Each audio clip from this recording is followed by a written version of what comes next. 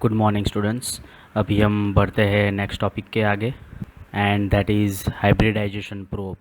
A hybridization probe is a nucleic acid DNA और RNA. Nucleic acid क्या होता है? डीएनए और RNA, that is nucleic acid fragment that is complementary to another nucleic acid sequence. That means जो भी nucleic acid है DNA और RNA, उसका जो फ्रैगमेंट है वो कॉम्प्लीमेंट्री अनदर डीएनए और आरएनए के साथ मैच होता है, अटैच होता है। ओके, मतलब डीएनए की जो सीक्वेंस है वो एक डीएनए की सीक्वेंस दूसरी डीएनए की सीक्वेंस के साथ मैच होती है, but complementary sequence, that means अलग 5 प्राइम टू 3 प्राइम जो डीएनए और आरएनए जा रहा है उसके साथ 3 प्राइम से 5 प्राइम आने वाला जो डीएनए और आरएनए है वो मैच होता है, उसके फ्रैगमेंट न्यूक्लियोटाइड्स जो है वो मैच होते हैं। इसको हम बोल देंगे hybridization probe.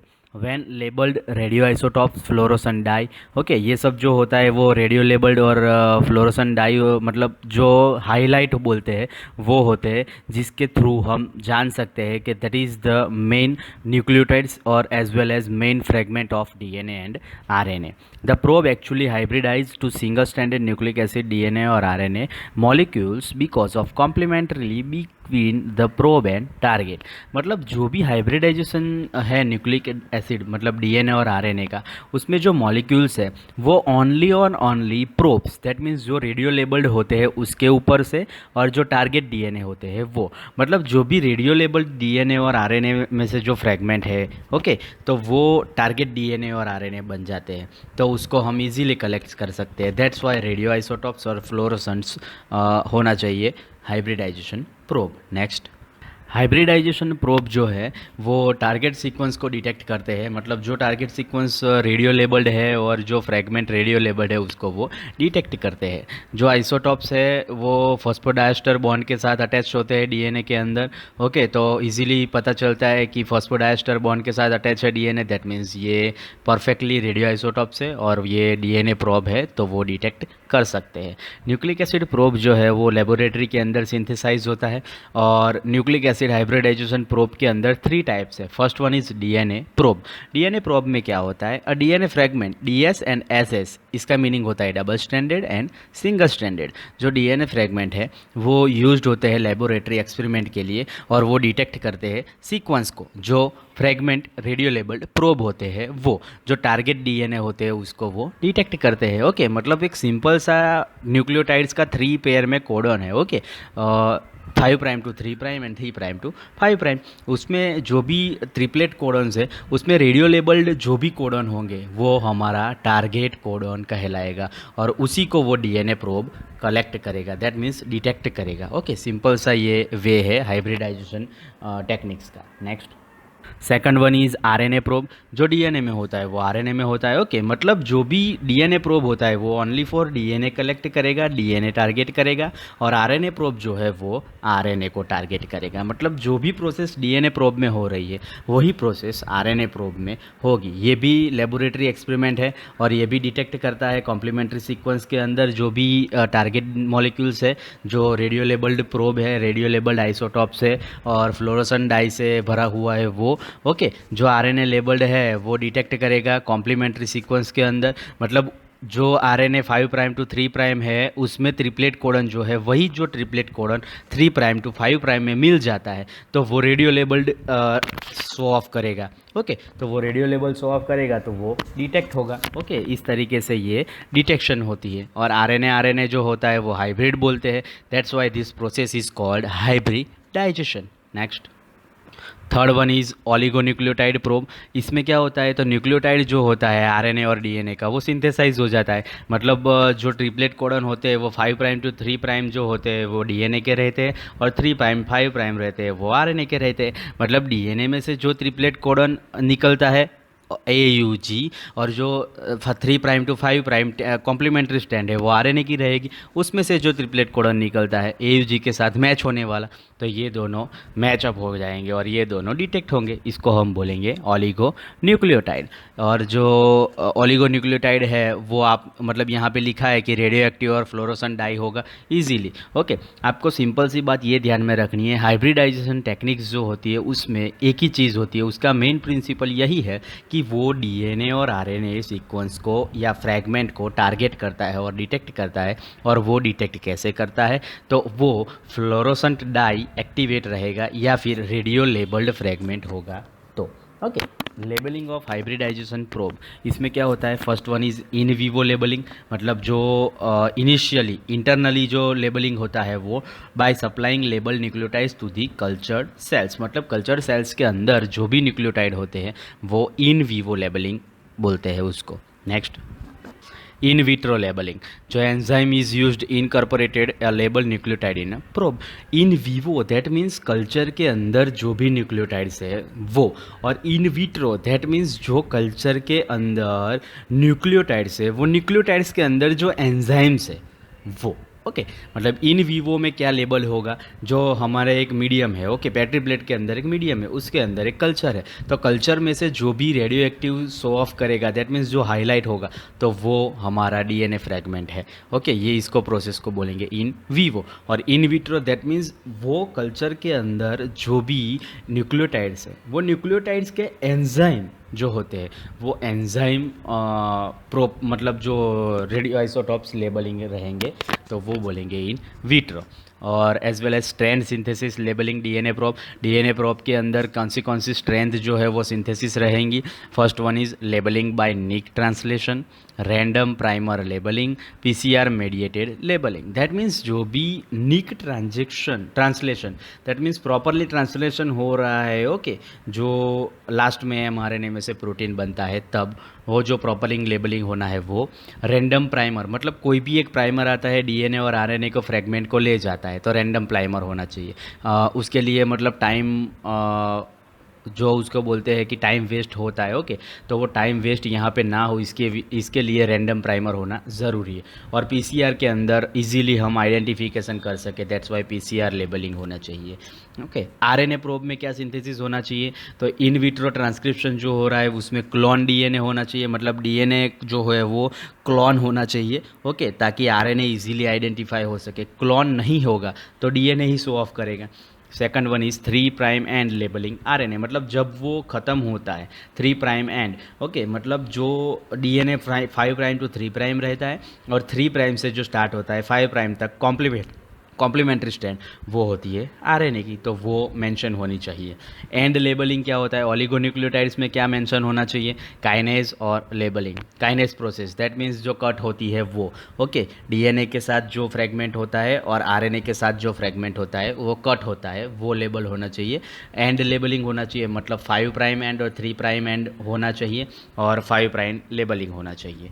Next, strand synthesis labelling for DNA probe. हमने जो देखा वो डीएनए प्रोब के अंदर 3 चांसेस थे, ओके, तो वो हम डिटेल में जानेंगे। फर्स्ट वन क्या था, लेबलिंग, ओके, जो निक ट्रांसलेशन में लेबलिंग आ रहा था वो, तो हम यहाँ पे देखेंगे nick translation is a procedure for making DNA probe in which a DNA fragment is treat with DNase. Okay, मतलब जो भी डीएनए फ्रैगमेंट रहता है वो डीएनएस एंजाइम के साथ ट्रीट करेगा, ओके, वो डीएनए जो है वो डीएनए एंजाइम के साथ मैच हो जाएगा और सिंगल स्ट्रैंडेड फॉर्म करेगा, ओके, तो वो सिंगल स्ट्रैंडेड जब फॉर्म करता है तब वो निक जनरेट करता है, तब हमको वो गैप बन जाती है वहाँ पे, ओके, तब पता चल जाता है कि यहाँ पे डीएनए प्रोब है, तो वो डिटेक्ट करना होता है, ओके।